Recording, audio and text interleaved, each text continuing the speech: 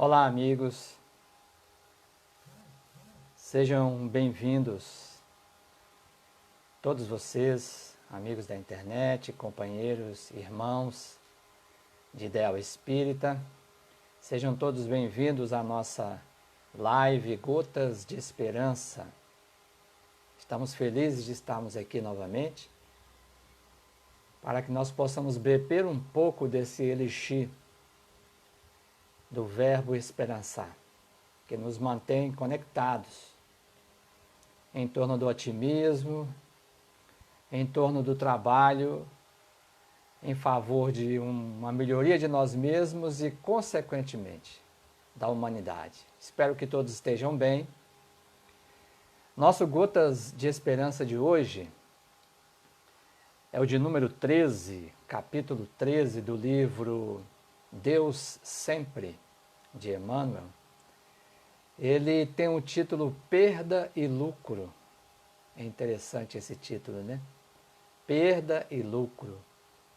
Bastante apropriado para os dias atuais, em que nós nos deparamos com circunstâncias que nos induzem a pensar que estamos perdendo alguma coisa, ficando em nossas casas, né? Seja as questões materiais, a queda de valores da bolsa, valores financeiros, a questão do próprio trabalho, que é uma luta para a maioria de nós, aqueles que dependem, são autônomos, né? Que têm dificuldade e que trazem, por assim dizer, uma circunstância de angústia, de aflição. E esse texto de Emmanuel vai nos levar a perceber que às vezes as dificuldades que enfrentamos são caminhos para a melhoria das nossas vidas. Essa é a proposta de Emmanuel com esse capítulo Perda e Lucro. E para iniciar a nossa reflexão, nós fomos buscar no livro Ceifa de Luz um pequeno parágrafo onde Emmanuel nos traz essa abordagem de forma brilhante sobre a questão do lucro e da perda. Diz ele assim,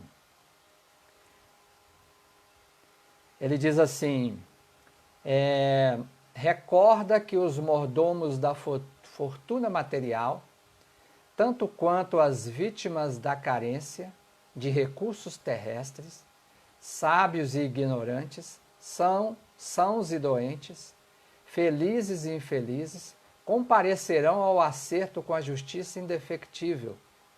E guarda contigo a certeza de que a única flagelação, preste atenção nisso, a única flagelação irremediável é aquela do tempo inútil. Ele quer dizer que a única perda real é a perda do tempo, quando o empregamos de forma vazia, em coisas infrutíferas, que ele chama aqui de inútil, né? Na caminhada humana, porque afetos e haveres, oportunidades e valores, lições e talentos voltam de algum modo às nossas mãos, através das reencarnações incessantes, mas a hora perdida é um dom de Deus que não mais voltará. A hora perdida é um dom de Deus que não mais voltará.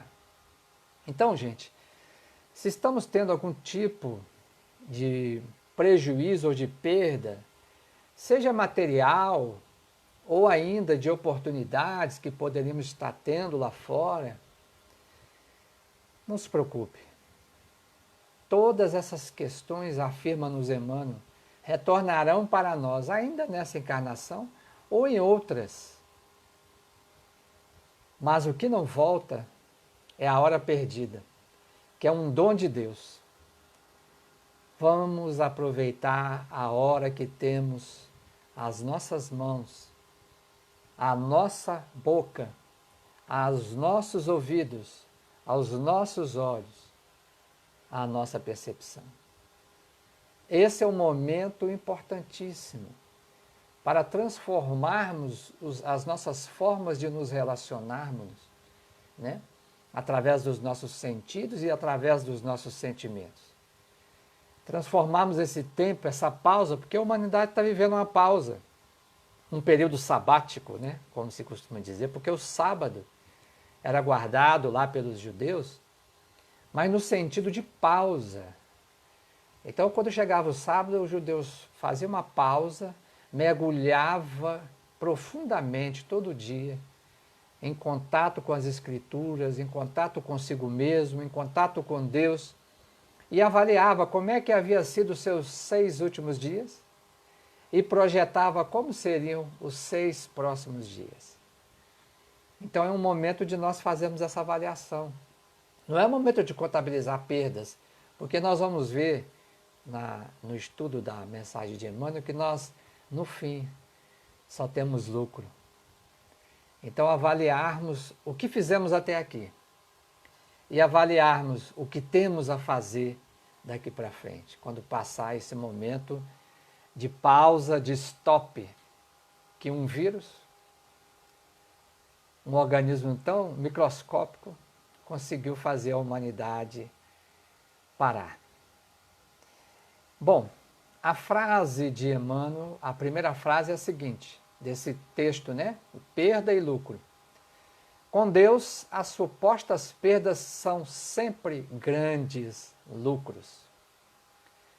E aí fomos buscar lá em Fonte Viva, no capítulo 16, um trecho onde ele diz assim: não te perturbes, pois, diante da luta, e observa para dentro. O que te parece derrota, muitas vezes é vitória.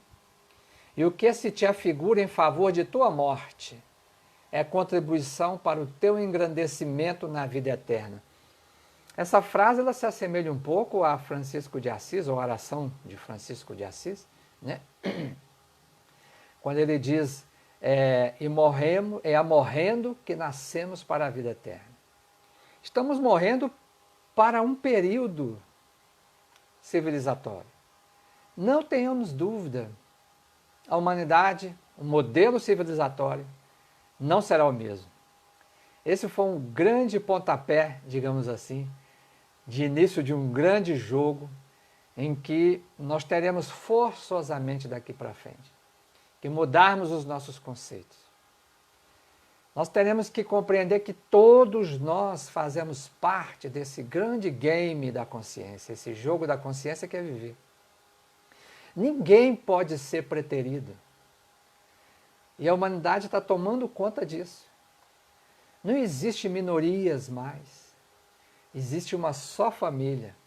E a perda desse conceito é um grande lucro dentro das condições civilizatórias, dentro de um novo modelo social, um novo tecido social que está sendo tramado, como as nossas avós faziam, como os antigos faziam no tear. Está sendo tramado no tear da fraternidade e do amor. E lá no Evangelho por Emmanuel, no volume 2, capítulo 20, é dito assim, Emmanuel diz assim: quanto mais souberes perder nas ilusões da terra, rendendo o culto diário à reta consciência, mais lucrarás na imortalidade vitoriosa. Que maravilha! Não é? Nós deixarmos esse pano roto, esse pano velho, de vivermos dessa forma egoísta, em que nos colocamos como centro de tudo, quando o centro de tudo é Deus, e deveríamos gravitar em torno dele. Nós deixarmos isso é uma ilusão que estamos deixando, nós estamos nos desiludindo. E no início toda desilusão é ruim, não é?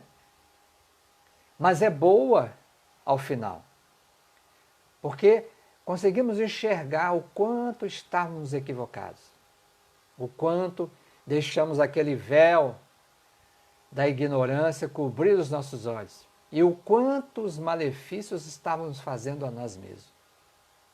Então isso é muito importante refletirmos, não é? E depois Emmanuel, a última frase é uma frase enigmática. São 2 frases apenas a lição. Então nós já vimos que aquilo que é suposta perda, se olharmos bem, é um grande lucro. Né? E veio para nos ensinar uma nova perspectiva para a humanidade.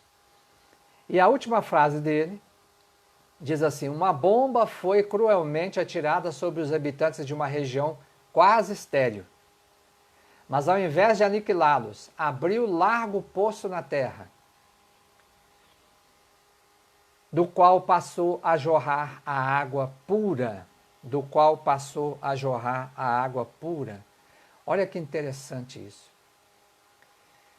Haviam as pessoas que moravam num lugar quase estéril e foi jogada uma bomba. A princípio, uma coisa terrível. Haveria uma perda do modo de viver daquelas criaturas, colocando-as em perigo. Mas essa bomba, ao invés de aniquilar, abriu um grande poço na terra que passou a jorrar água pura. Então, lá no livro Colheita do Bem, no capítulo 104, nós vamos encontrar o seguinte: tenhamos disposição para tolerar quaisquer vicissitudes temporárias, agradecendo ao Senhor os recursos de que somos portadores, a fim de que as nossas energias se multipliquem. Gente, esse momento parece uma bomba, né? Que caiu sobre todos nós. Vamos combinar como a gente diz lá em Minas, né? A gente sabia que esse é um momento de transição, que coisas que nós ainda não havíamos convivido com elas aconteceriam, mas ninguém esperava. Um movimento desse da vida nos convidando de forma tão contundente à reflexão. Então, num primeiro momento, essas vicissitudes que são temporárias, porque isso vai passar, elas, vamos dizer assim, podem simbolizar para nós uma espécie de dificuldade, mas vamos agradecer, porque ela vai nos abrir horizontes que a gente até então não havia percebido. E o Emmanuel prossegue, dizendo, no livro Instrumentos do Tempo, capítulo 1, olha que maravilha, esse trecho que eu li anterior foi do Neo Lúcio, no livro Colheita do Bem, capítulo 104. Olha que maravilha que Emmanuel nos diz nesse livro. Os mensageiros da vida maior, que se te fizeram tutores e avalistas nos recursos que despendes, jamais te abandonaram. Por vezes, a fim de te recuperarem as forças, de modo a que não desperdices oportunidades de trabalho, são compelidos às providências em teu benefício, nem sempre agradáveis no imediatismo da experiência terrestre. Essa, positivamente, não é uma experiência agradável que estamos vivendo. Estamos sendo convidados por eles, dentro do imediatismo dessa vivência na Terra que nós temos, tudo muito veloz, fomos convidados a parar para refletirmos o ritmo de nossa jornada. E aí Emmanuel vai enumerar algumas coisas que às vezes a vida nos traz para que possamos cair as escamas, como diz a música de Tim Vanessa, as escamas véu dos olhos, para a gente enxergar melhor os caminhos perigosos que estávamos trilhando. Ele diz assim, em muitos episódios do caminho a percorrer, nos campos do tempo, permitem que a enfermidade te incomode por dias determinados, para que atravesses incólume certas fases da estrada, inçadas de tentação, suscetíveis de te arrojarem a processos obsessivos, dos quais te arrependeria profundamente mais tarde. Olha que coisa interessante.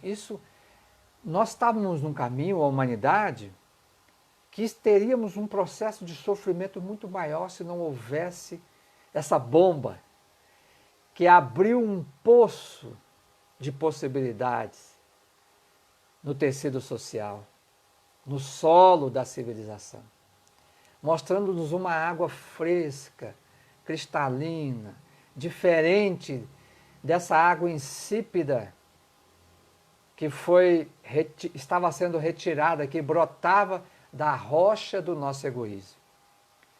E ele diz mais: impõe-te contratempos em viagem, premunindo-te contra desastre iminente.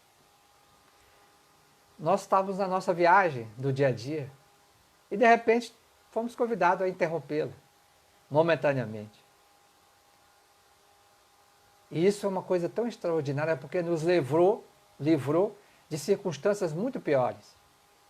Não te favorece a obtenção das posses que ambicionas, defendendo-te contra abusos prováveis que te fariam perder valiosos ensejos de sublimação e progresso. O ritmo que estava, poderíamos conquistar muitas coisas do ponto de vista do mundo, materiais, poder, fama, títulos. Mas como diz Jesus, aqueles que buscam ganhar a vida, perdê-la-ão. Então, porque estamos ocupados apenas com as coisas de César e esquecidos das coisas de Deus.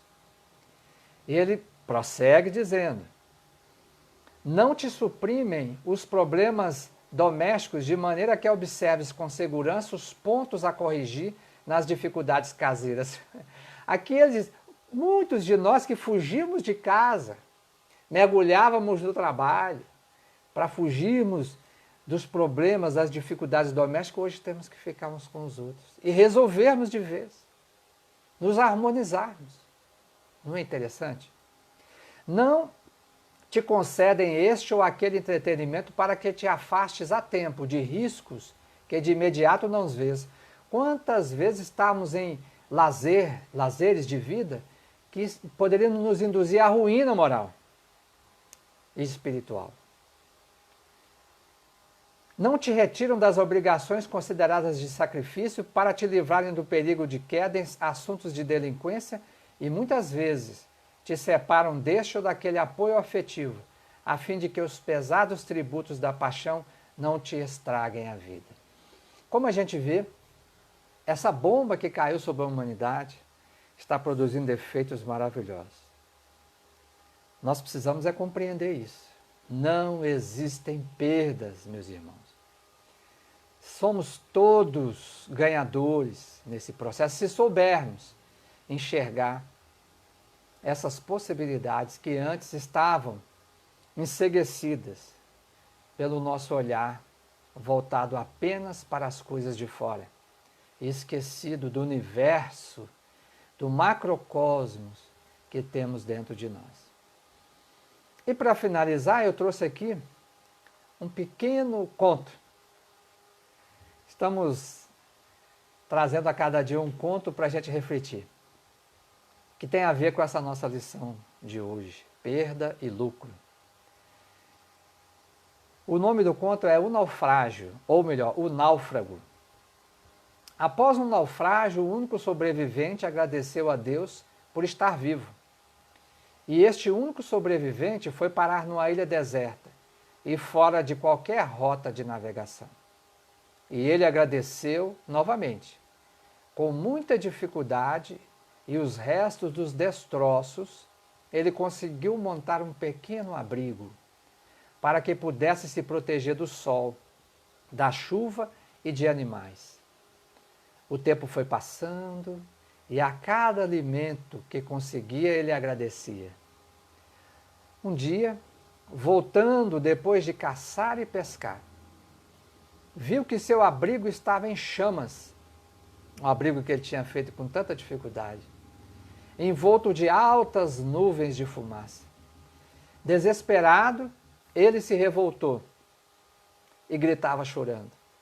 O pior aconteceu. Perdi tudo. Deus, por que fez isso comigo? Chorou tanto que adormeceu profundamente cansado. No dia seguinte, bem cedo, foi despertado por um navio que se aproximava.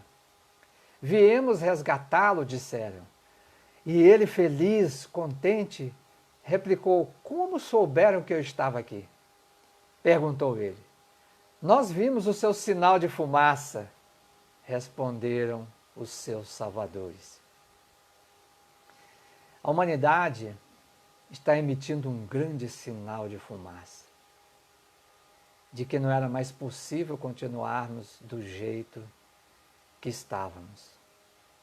E os céus nos deram a resposta, a pandemia em curso, a fim de que nós possamos construir um novo abrigo em nossos corações, para assim transformarmos a terra num grande lar, de uma grande família, sobre um grande tutor que é Jesus. Aproveitemos todos esse momento e não tenhamos dúvidas, meus irmãos. Estamos todos no lucro, se assim soubermos compreender e agir. Muita paz, saúde e alegria a todos.